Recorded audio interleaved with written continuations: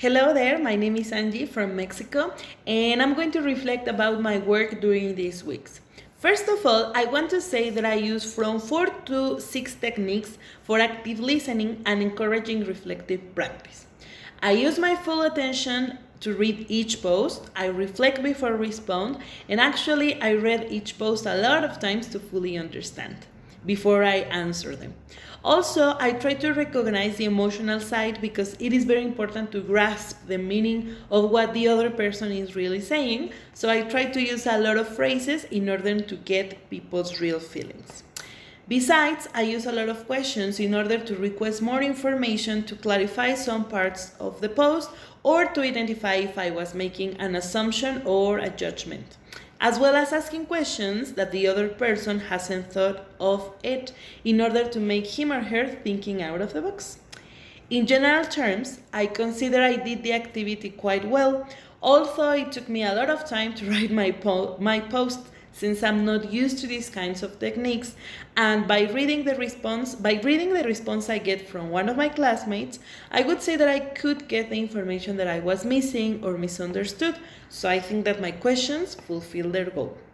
Number 2, talking about the connections between techniques to encourage others to reflect, active listening, and critical thinking, I can say that for me it's like a cycle. So the first step of the cycle is the active listening in order to fully understand what the other person is saying.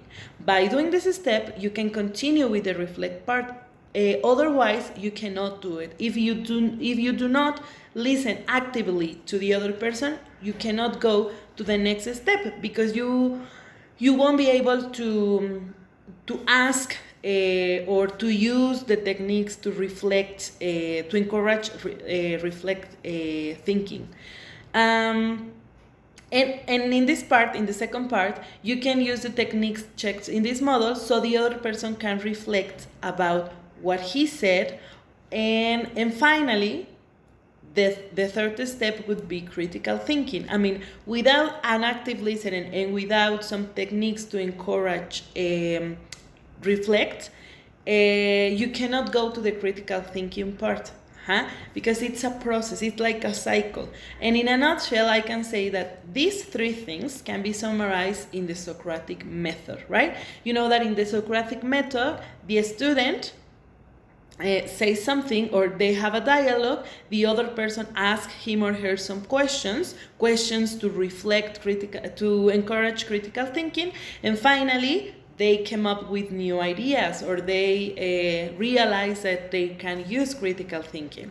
Now, regarding to my own teaching, I can use this cycle or this method to encourage a deeper analysis of my students' performance, because sometimes they just listen to what I have to say. I mean, they listen just to the mistakes that I mark them, but that they don't go further. So if I use these techniques, I can show them that they actually have more ideas in their heads, more ideas, or I can make them think about the world in a different way, right? Maybe they can see that the world is modeled according to what we believe, and maybe they can respect other cultures and understand other cultures by using this kind of techniques. I think that the most difficult part would be how to teach them to reflect, because they are not used to it, and to use critical thinking. But I imagine that I can teach them one technique each week, and we can make some exercises, and well, they get through it. Then finally, well, at the beginning of this course, I grade myself with a 3 level in the rubric. It was the technical rationality, and now I think I can grade myself with a 4, since for this task I was aware of how can my post affects to the readers, and I was trying to make the correct questions in order to see their perspectives from something else. And here are my examples. From level 1, well, I wrote, because in my case, I only use my formal self at work, and if I go to a restaurant like this with a friend, I always use my informal self because I feel comfortable. So I am sharing my beliefs and I am explaining why. For level 2, I wonder if I would be a good candidate for the restaurants, since I'm a vegetarian person and I'm curious about the kind of dishes that I would be able to eat. So this is an example of a level 2 in the rubric, because I describe something observed. Like, I have observed in the post of my classmate that he was talking about Bulgarian food. I observed and I described the situation and I answered to the situation. Then for level 3,